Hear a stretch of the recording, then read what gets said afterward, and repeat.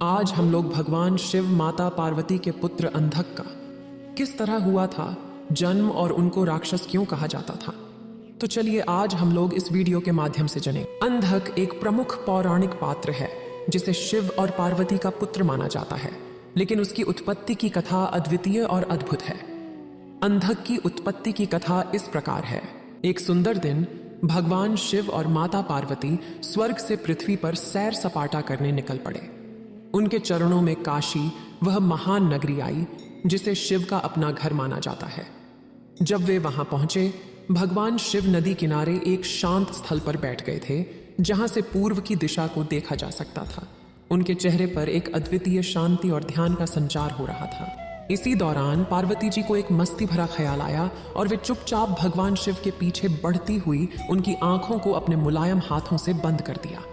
वे सोच रही थीं कि शायद शिव उन्हें पहचान लेंगे, लेकिन जैसे ही वह ऐसा किया, पूरे ब्रह्मांड में अचानक अंधेरा छा गया। यह अंधेरा ऐसा था जैसे सूर्य कभी भी प्रकाशित नहीं हुआ हो। संसार के प्राणियों में घबराहट हो गई। वे अपने आप को और अपने परिवार को देख नहीं पा रहे थे। इस संकट की घड़ी में भगवान शिव ने अपनी तीसरी आंख को साक्षात किया, जिससे उसकी ज्वलंत ज्योति ने संसार को रोशनी दी। लेकिन इस ज्योति की गर्मी इतनी तेज थी कि पार्वती माता की मासिकाओं से पसीना निकलने लगा। वे हंसी में छिपी शर्म से लाल हो गईं, जानती थीं कि उन्होंने किस प्रकार का खेल खेला। इस अद्वितीय घटना से हमें यह सीखने को मिलता है कि प्रकृति और परमात्मा का संबंध अद्वितीय है और हर कार्य में उसकी एक महत्वपूर्ण भूमिका होती है। उस बालक की प्रकट होते ही वहां एक अद्वितीय और मायावी चमक फैल गई। उसकी आंखों में अजीब लालिमा थी और वह उस समय की अंधकार और प्रकाश का संघर्ष आंखों में झलक रहा था। माता पार्वती के चेहरे पर अछल आया जब उस बालक की अद्वितीय उत्पत्ति को देखा। वह समझ नहीं पा रही थी कि यह बालक कैसे और कहां से आया। वह अनुमान लगा रही थी कि शायद भगवान शिव ने अपनी ज्वलंत तीसरी आंख से उसे सृष्टि में लाया हो। भगवान शिव ने माता पार्वती की चिंता और अवसाद को महसूस किया और उन्हें शांति दी। वह बताए कि जब पार्वती जी के पसीने से यह बालक पैदा हुआ तो वह उनका पुत्र ही समझा जाना चाहिए।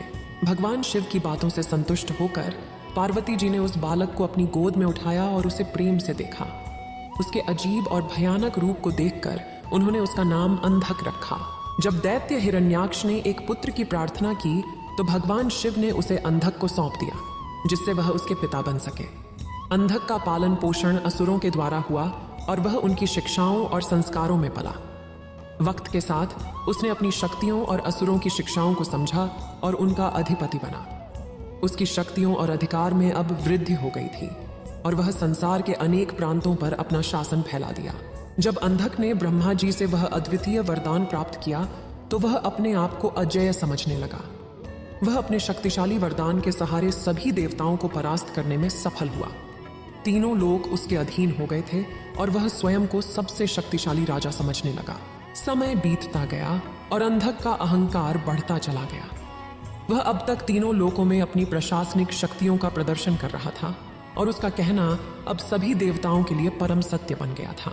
लेकिन एक दिन जब अंधक ने माता पार्वती को देखा तो वह उसकी सुंदरता को देखकर आकृष्ट हो गया। वह भूल गया कि पार्वती जी ही उसकी मां थी और वह यौन लालसा में उनकी ओर आकृष्ट हो गया। इसी दौरान भगवान शिव ने अंधक के वरदान का लाभ उठाते हुए उसे मार डाला।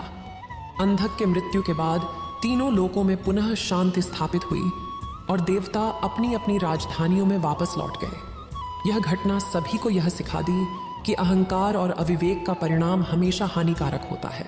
जब पार्वती ने शिव का आह्वान किया तो आसमान में गड़गड़ाहट हुई और उसी क्षण भगवान शिव वहां पहुंचे।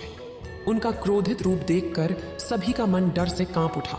अंधक ने भगवान शिव के चेहरे पर तीखी नफरत देखी और समझ गया कि वह उसकी अहंकारी अभिलाषा को स्वीकार नहीं करेंगे। शिव ने कहा, अंधक, तुम्हारा अहंकार तुम्हें अपनी ही नष्ट की ओर ले जा रहा है। पार्वती मेरी पत्नी है और तुम्हें उससे ऐसा व्यवहार नहीं करना चाहिए। अंधक ने जवाब दिया, मैंने तो सिर्फ अपनी इच्छा को पूरा करने के लिए प्रयास किया। मैं अब तक सब कुछ पाने में सफल रहा हूं। भगवान शिव ने उसे समझाया कि वास्तविक शक्ति अहंकार में नहीं, समझदारी में है। पार्वती ने भी अंधक को समझाया कि वह उसका पुत्र है और वह उसकी मां की तरह ही उससे प्यार करती है। अंधक ने इस बात को समझते हुए अपनी गलतियों का आभास पाया और वह पछताया हुआ अपनी गलतियों को मानते हुए शिव और पार्वती के सामने माफी मांगी।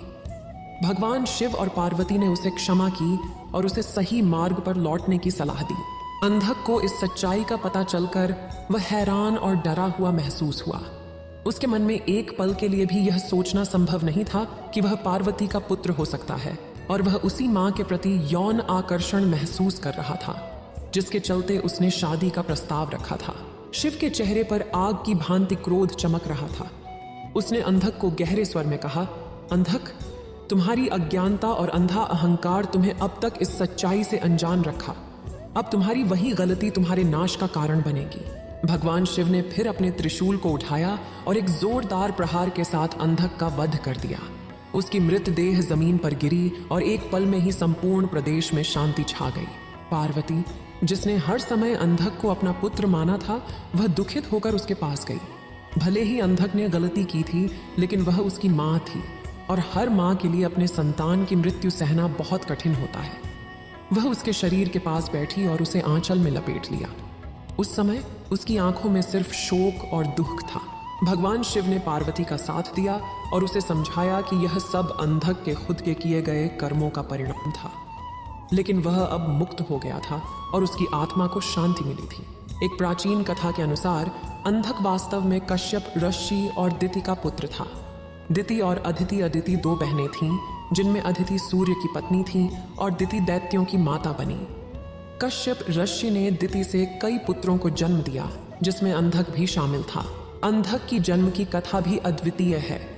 कहा जाता है कि जब दिति गर्भवती थी तो वह निरंतर भगवान विष्णु का ध्यान करती थी, लेकिन एक दिन वह अध्याय को छोड़ दिया और इसके परिणाम स्वरूप उसके गर्भ में से 49 अंधकारण्यक अंधेरे वाले पुत्र उत्पन्न हुए, जिनमें से अंधक भी एक था।